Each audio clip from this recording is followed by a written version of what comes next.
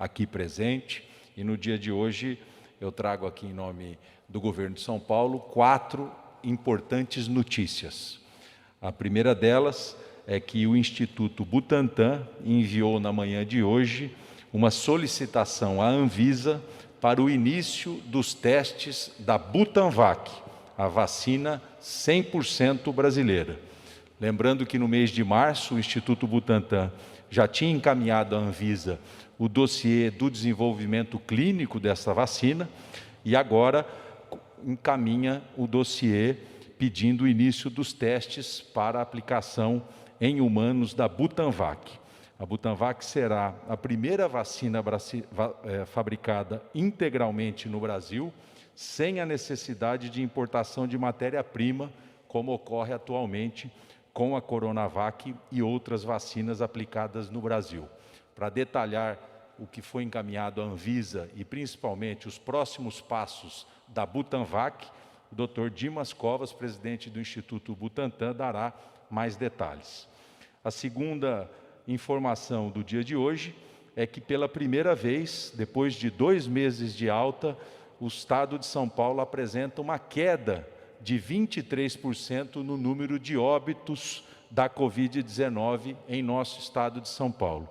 É a primeira vez que os 3 indicadores de casos, de internações e de óbitos estão em queda no estado de São Paulo. Graças ao avanço da vacinação e às medidas restritivas do Plano São Paulo e ao apoio da população a essas medidas, o nosso estado está colhendo resultados deste esforço coletivo.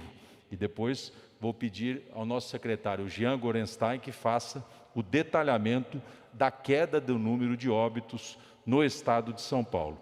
A terceira notícia do dia de hoje é que o governo de São Paulo vai apoiar a vacinação dos municípios do estado com a destinação de 33 milhões de reais que serão aplicados na compra de insumos e no pagamento das equipes de atendimento de vacinação em todos os municípios do estado.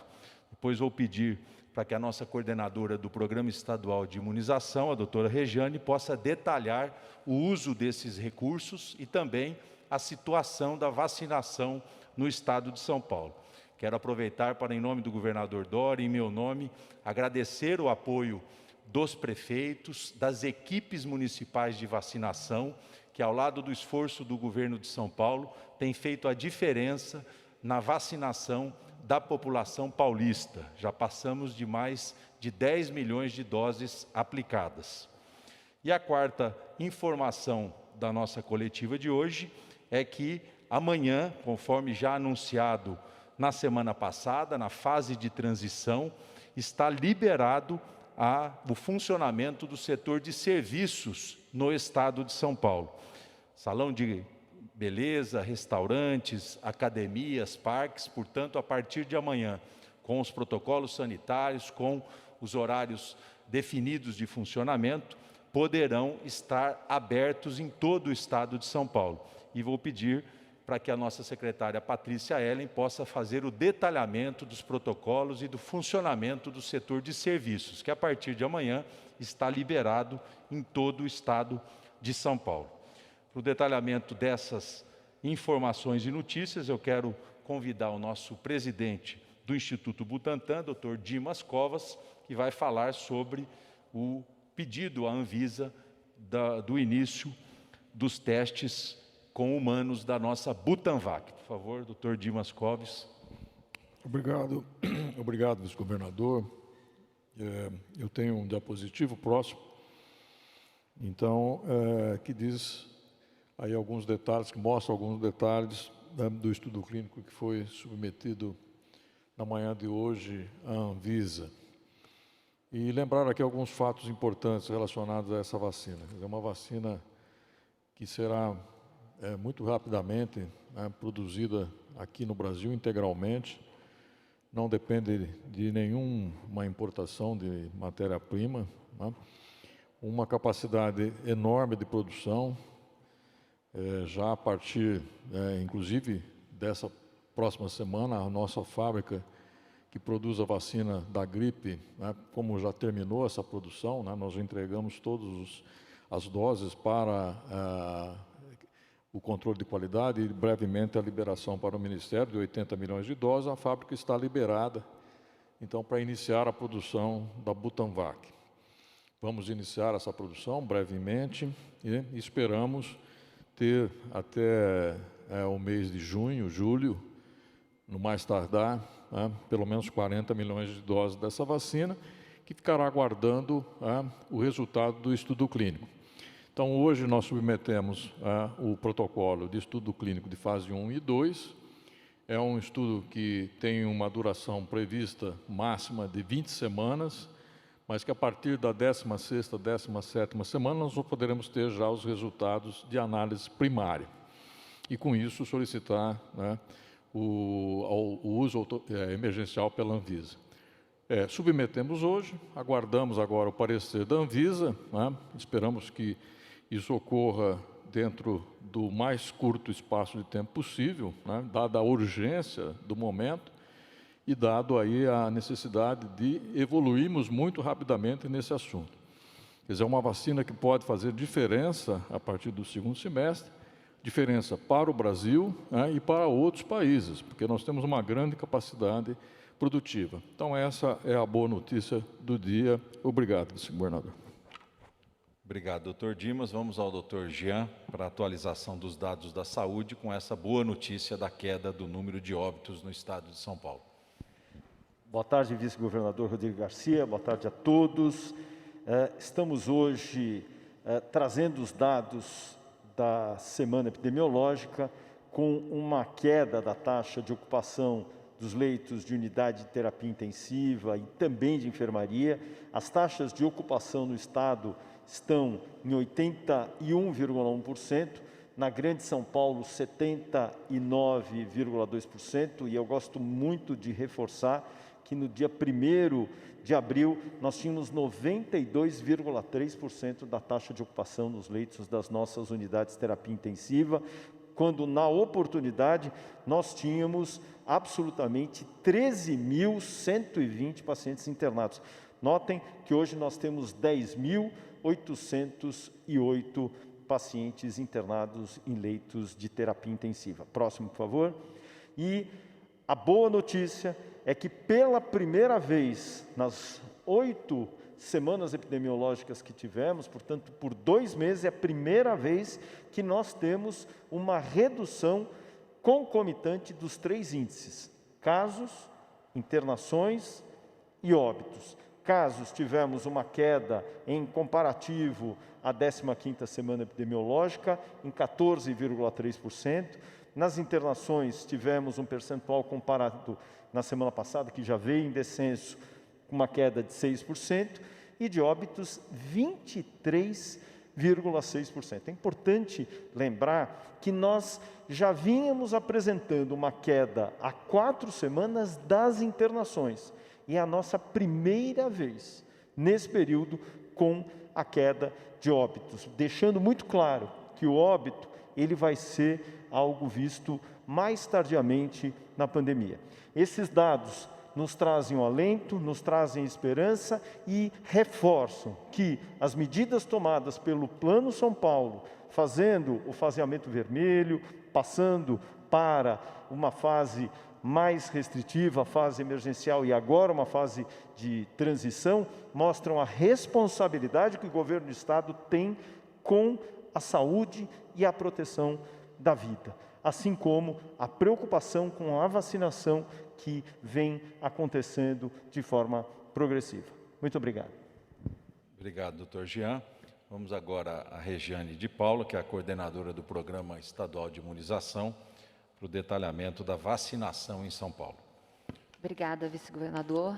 Boa tarde a todos e todas. Então, o repasse, primeiro falando sobre o repasse de mais de 33 milhões para os municípios do estado de São Paulo, ele visa a compra de insumos e também para que a gente possa trabalhar nos municípios com mais equipes de atendimento. A gente precisa lembrar que a vacinação da Covid, ela se iniciou no dia 17 de janeiro. e os municípios em nenhum momento pararam de vacinar. E hoje a gente tem uma concomitância, a gente está fazendo uma vacinação contra a Covid e também começamos a vacinação da influenza, o que requer dessas equipes um trabalho ainda maior. Quando a gente fala sobre a vacinação da Covid-19, a gente está falando ainda de um input de dados, porque a gente fala de uma plataforma que está sendo registrada nominalmente, que é o Vacivida. Então, a gente precisa olhar para os municípios e agradecê-los pelo trabalho que vem sendo feito, como o próprio vice-governador já disse, pelo esforço dessas equipes municipais, não só em vacinar, mas como também em registrar em tempo hábil essa vacinação. Então, aqui fica, por parte do Programa Estadual de Imunização e também de todo o governo do Estado de São Paulo, Secretaria de Estado de Saúde, o nosso agradecimento. Quando a gente olha, hoje nós abrimos uma nova faixa etária, hoje começamos a vacinar 64 anos. Então, esse movimento ele é contínuo e isso tem se mostrado no vacinômetro. Então, nesse momento, nós temos 10.429.840 doses aplicadas, sendo que de primeira dose, 6.790.456 e de segunda dose, 3.639.384. Sem dúvida nenhuma, o Estado de São Paulo, em números absolutos, é o Estado que mais vacina. E os nossos esforços, tanto estaduais quanto ao lado dos municípios, é para que a gente possa caminhar sempre e precisamos de mais vacinas para isso, vice-governador. Então, com mais vacinas, a gente precisa lembrar que o Estado de São Paulo tem a capacidade, com os municípios, de vacinar mais de 1 milhão de pessoas por dia. Então, se temos mais vacinas, a gente vai conseguir avançar cada vez mais nessas doses a serem aplicadas. Portanto, precisamos de mais vacinas. Obrigada. Obrigado, doutora Rejane. Quero aproveitar para cumprimentar todos os secretários municipais de saúde, na figura do secretário-geral do REPLE, que é o presidente do CONASEMES, que é o Conselho dos Secretários Municipais de Saúde, onde o governo pactuou a transferência desses recursos e, na próxima semana, através das transferências dos fundos municipais de saúde, esses recursos já estarão disponíveis. Vamos agora para os detalhes da abertura do setor de serviços a partir de amanhã, com a nossa secretária Patrícia Ellen. Muito obrigada, vice-governador. Bom, conforme combinado, a partir de amanhã, nós iniciamos a segunda etapa da fase de transição. Temos um momento importante, onde houve uma continuidade da redução de casos, internações e agora, pela primeira vez, a redução de óbitos, o que nos dá o conforto para dar o próximo passo nessa fase de transição, lembrando que o governador João Dória tem enfatizado que esse é um voto de confiança para que possamos ter um retorno gradual, mas lembrando que ainda temos um patamar elevado de casos e internações e que precisamos fazer esse trabalho de transição com muita cautela, com muita responsabilidade em todos os setores. Os serviços que passam a funcionar a partir de amanhã, serviços gerais de restaurantes e similares, salões de beleza e barbearia, atividades culturais, eventos sociais e culturais, podem funcionar das 11 às 19 horas, relembrando a importância da finalização até às 19, para que todos possam cumprir o toque de recolher das 20 horas às 5 da manhã. Academias têm um horário de funcionamento alternativo devido ao funcionamento do setor, a garantia aqui com relação ao risco de exposição, o funcionamento permitido das 6 da manhã às 19 e durante esse período por 8 horas. E parques estaduais e municipais, que foi um outro ponto levantado na semana passada, para que a população possa praticar esportes ao ar livre, com segurança, com expressa proibição de aglomerações. Os parques voltam a abrir a partir de amanhã, das 6 da manhã às 18 horas, relembrando a importância de todos os protocolos adicionais a essa fase de transição, a destacar o toque de recolher, das 20 horas às 5 da manhã, a capacidade de ocupação dos estabelecimentos de 25%, além também da aplicação de todos os protocolos sanitários, com todo o rigor necessário para que possamos dar o próximo passo, teletrabalho para atividades administrativas não essenciais e o escalonamento de entrada e saída de atividades de comércio, serviços e indústria, para que possamos evitar aglomerações nos transportes. Lembrando que essa é uma etapa de transição. Nosso objetivo é que, com o cumprimento de todos os protocolos, nós possamos dar o próximo passo a partir da semana que vem. A nova atualização do plano será feita na sexta-feira da semana que vem, dia 30 de abril, e passará a vigorar a partir do dia 1º de maio. Muito obrigada a todos e contamos com a colaboração de vocês para que possamos seguir controlando a pandemia e dando passos importantes na retomada das atividades econômicas. Queria destacar essa última fala da Patrícia, que é fundamental a compreensão da sociedade paulista nesse momento, né?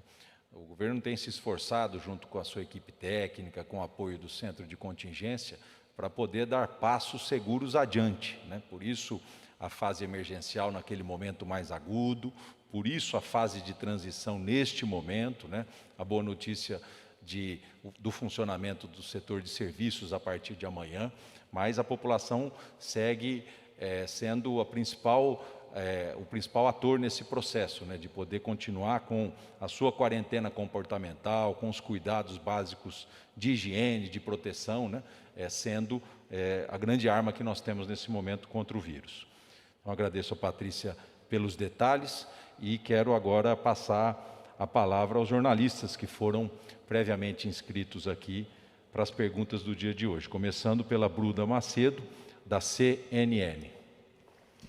Boa tarde, vice-governador. Boa tarde a todos. Eu queria saber, diante desse fato que a gente teve hoje, do pedido que foi feito à Anvisa, do protocolo para a solicitação do início das fases 1 e 2 com a Butanvac, o Butantan está trabalhando com qual cronograma agora? Se tudo der certo, se a Anvisa aprovar, quando a gente pode ter a Butanvac aplicada de fato no braço das pessoas? E ainda para o Butantan, a gente já tem uma data fechada para a chegada daqueles 3 mil litros de insumos que viram da China? Obrigada. Dr. Dimas Covas. Bem, Bruna, não tem data fechada para os 3 mil litros adicionais. Esperamos que essa semana nós possamos ter essa notícia. A submissão do protocolo para a Anvisa é o passo importantíssimo, né? Precisamos aguardar a aprovação. Esperamos que isso ocorra o mais rapidamente possível e já estamos preparados. Quer dizer, quando ocorrer essa aprovação, vamos divulgar amplamente quais serão os centros onde o estudo será realizado, como os voluntários poderão se inscrever, enfim, tudo o que se espera aí de um estudo clínico. Ele será um estudo clínico rápido, né, dada até a característica do momento epidemiológico e da própria vacina, com um prazo máximo de duração de 20 semanas, né, e a partir da 16ª semana, nós já poderemos ter resultados que permitam a solicitação do uso emergencial. Isso é a programação. Esperamos que, nesse passo atual, haja essa sensibilidade da Anvisa para nos ajudar e autorizar o início do estudo o mais rapidamente possível. Obrigado. Nossa expectativa é essa, Bruna, que a Anvisa possa fazer uma análise detalhada e com senso de urgência que uma pandemia determina, né? Para que assim que for autorizado, o Butantan possa iniciar os passos concretos da fase 1, 2 e 3 da Butanvac. Vamos à segunda pergunta, que será online, será feita pelo William Cury, da TV Globo, Globo News. Por favor, William, já estamos aqui com você em tela. Boa tarde a todos. Bom, eu queria também, sobre esse assunto da Butanvac, né? A Bruna fez uma pergunta em relação à expectativa para o início, né? Não tem uma data acertada, depende, claro, agora da aprovação da Anvisa. Eu queria saber por que o Butantan acabou demorando quase um mês, desde que foi anunciado, né, o desenvolvimento da Butanvac, até o envio do dossiê completo da vacina para a Anvisa. Então, temos quase um mês aí nesse período. O Butantan, que pretendia começar os testes no mês de abril, possivelmente não vai conseguir começar agora ainda em abril. Então, por que houve essa demora? E uma outra pergunta em relação à fase de transição, né? Temos mais uma semana, então, de fase de transição. Aí, terminando, estaremos na fase laranja. Eu queria saber se, depois disso, há uma expectativa já para terminar dessa segunda etapa da fase de transição, a gente ter uma atualização que possibilite, por exemplo, o avanço para a fase amarela. Obrigado. Vamos ouvir o Dimas em relação à Butanvac e depois a Patrícia em relação ao Plano São Paulo. William, não houve demora, quer dizer, o processo, uma vez aceito pela Anvisa, inicie-se um processo de discussão com a própria Anvisa, com um aperfeiçoamento desse protocolo, até chegar a essa fase de submissão. Isso também leva em consideração que essa vacina é parte de um consórcio internacional, então tudo isso é discutido inclusive com o consórcio, porque outros países poderão usar o mesmo protocolo, né, para realizar estudos clínicos em seus respectivos países. Então está dentro de um processo que eu acho até que é relativamente rápido, tratando-se de um estudo dessa complexidade, e um procedimento novo. Quer dizer, nós não estamos falando aqui de um estudo clínico clássico, é um estudo de comparabilidade, né? Como já existem vacinas sendo aplicadas, né? A ideia por trás do estudo é comparar a resposta de segurança e de imunogenicidade dessa nova vacina com as demais, e com isso demonstrar a sua eficiência, né? Então isso é novo, é um dado que o mundo inteiro está discutindo, o FDA está discutindo, a Anvisa até que foi muito cooperativa nesse sentido, e esperamos que ocorra então essa aprovação para poder realizar esse estudo, que será muito rápido. Obrigado. Importante, William, é que assim que a Anvisa autorizar, nós já estamos prontos para início dos testes. Então, eu quero crer que ainda no mês de abril, se a Anvisa autorizar, nós podemos aí ter tempo de iniciar os testes da Butanvac. Vamos a Patrícia para a resposta em relação ao Plano São Paulo. Obrigada, Rodrigo.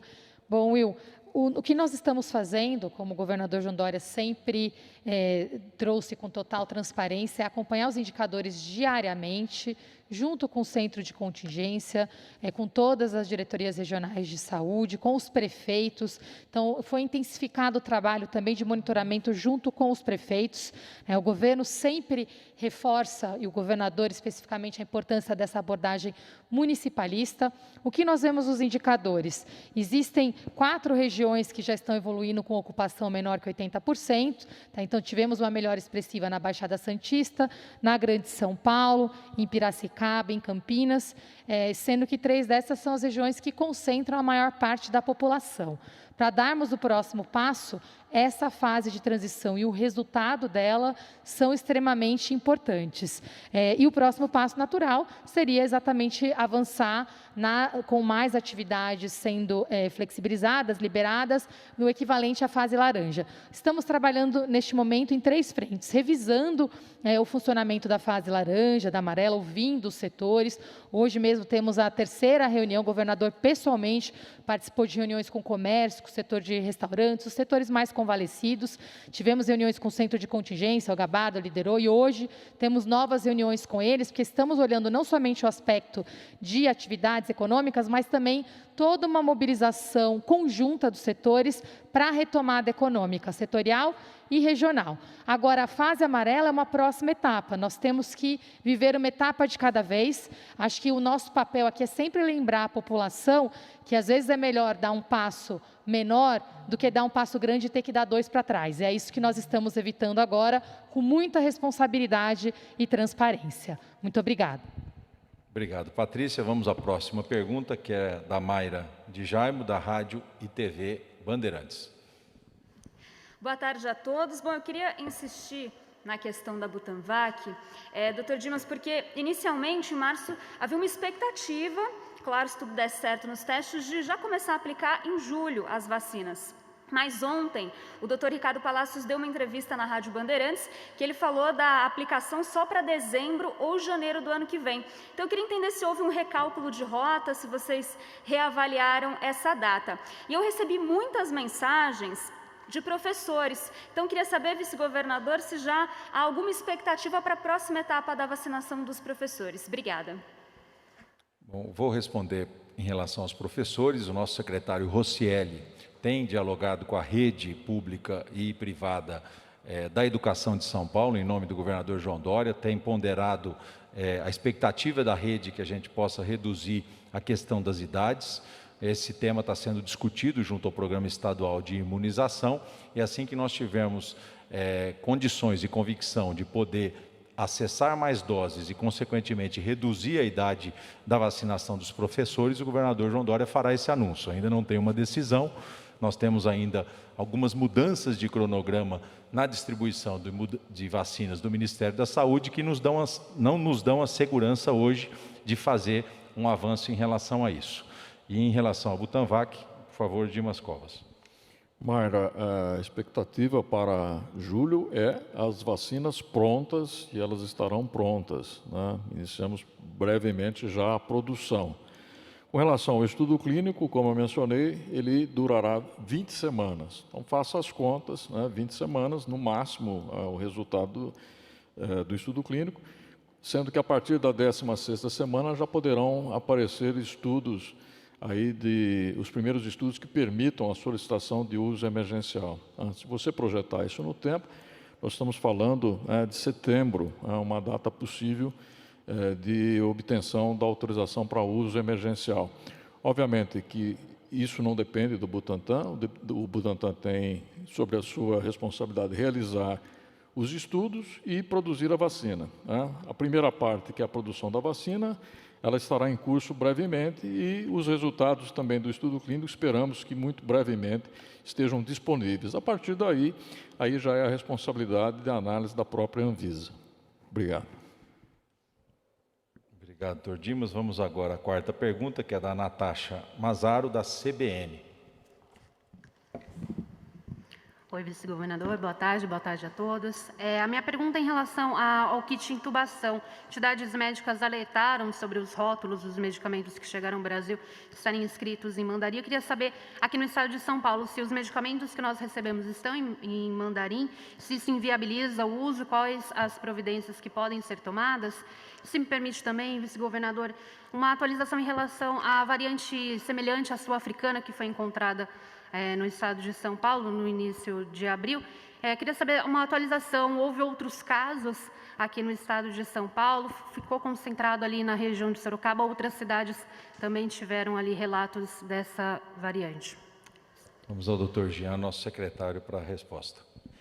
Bem, Natasha, o kit intubação, todas as embalagens que foram enviadas pelo Ministério da Saúde, elas estão acompanhadas com uma orientação de uso em português. Portanto, as embalagens não são violadas, porém, elas seguem uma norma técnica traduzida para o português, que é também reforçada no site da nossa Secretaria. Dessa maneira, o site da Secretaria de Estado da Saúde já fez, sim, a divulgação e a orientação em língua portuguesa desde o início do envio desse material. Com relação à variante do estado de São Paulo, nós não identificamos em outras localidades, apenas naquela região na qual foi identificada apenas um caso. Vamos à próxima pergunta, que é da Maria Manso, da TV Cultura.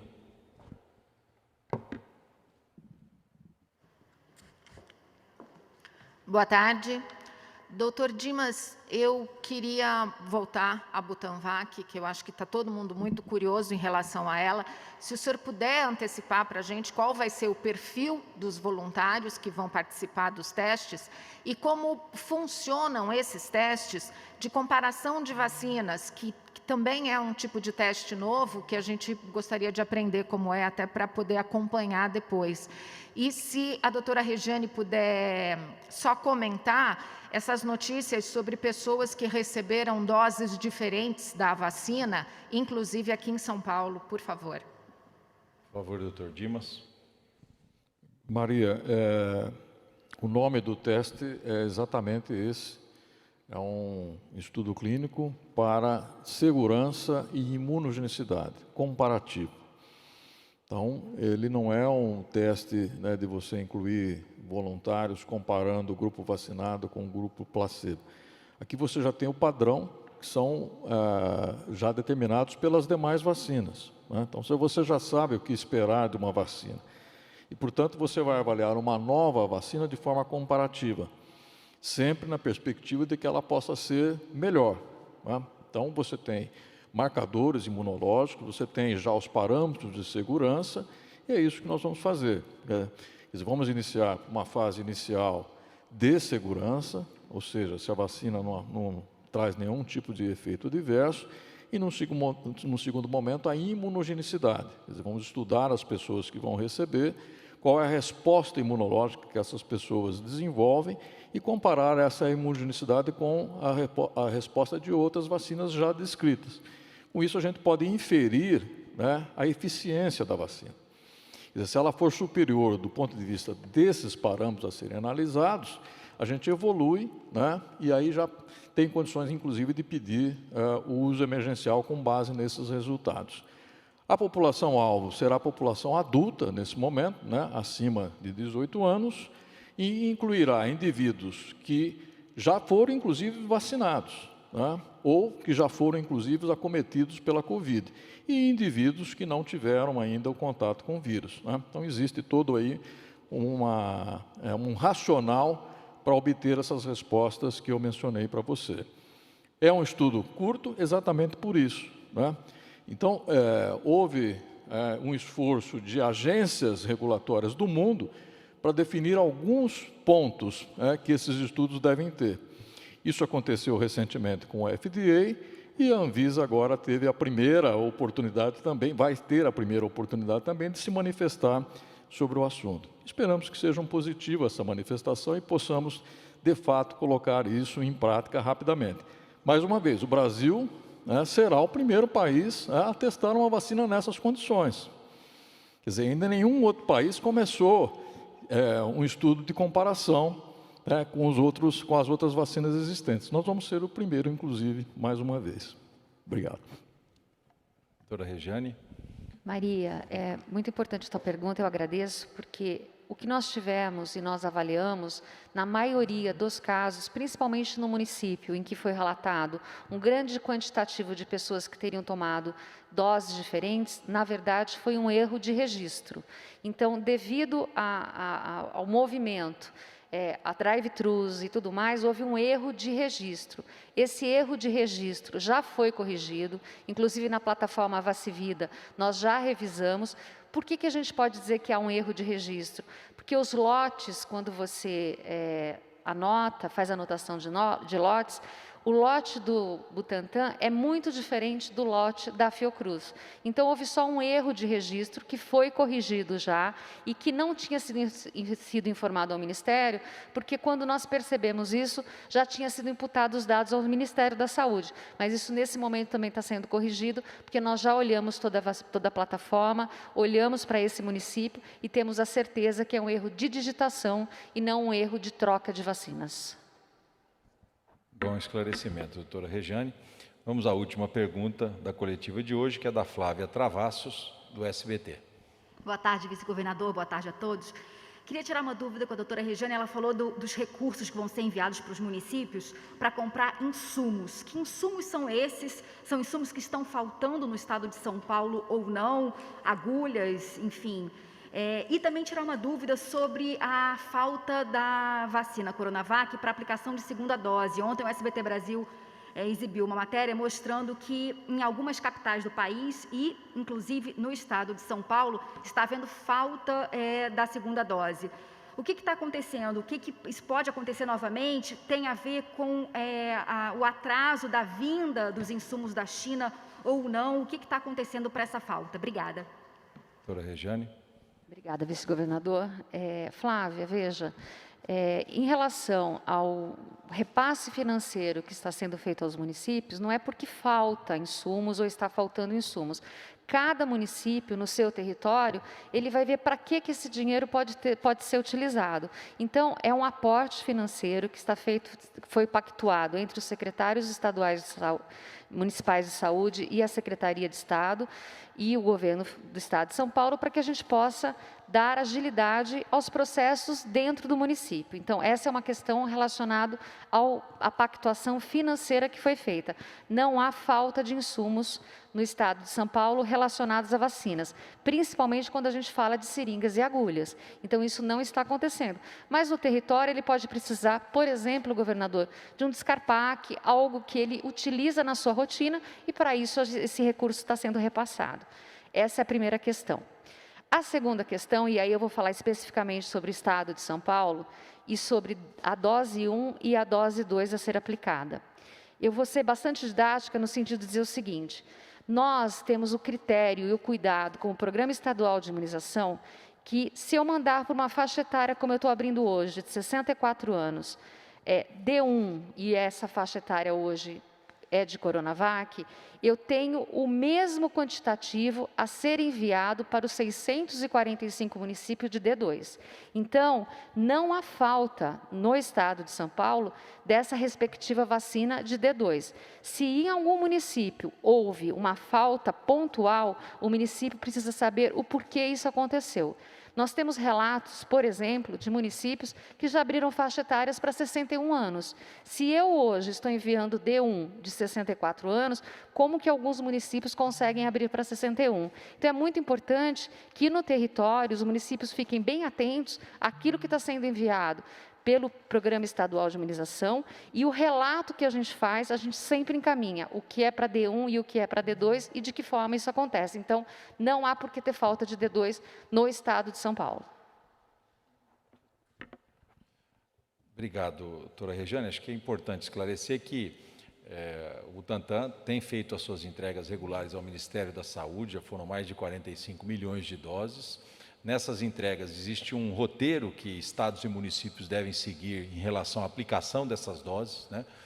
Nós não temos um conhecimento de que esteja, no caso do Estado de São Paulo, Flávia, tendo esse tipo de problema. Nós já vimos várias reportagens de outros estados, onde pessoas que voltaram ao posto de saúde para serem vacinados pela segunda dose, a segunda dose não estava disponível, né? Essa sempre foi uma defesa que o governo de São Paulo fez no cumprimento dessas regras, né, para que a gente garanta a segunda dose com 28 dias para a população que já foi vacinada, né? E acho que é uma atenção importante que estados e municípios devam ter. As regras estão aí claras, né? A orientação ela é permanente com os municípios, né?